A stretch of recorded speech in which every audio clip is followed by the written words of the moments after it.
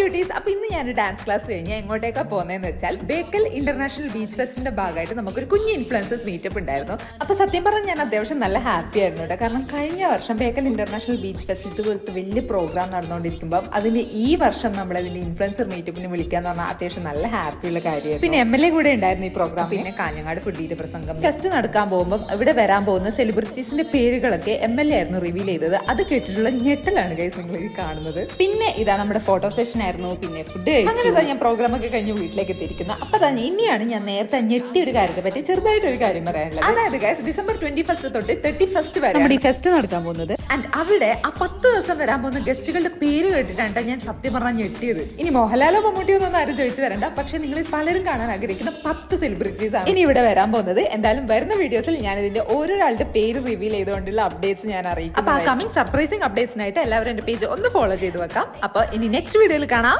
Tata.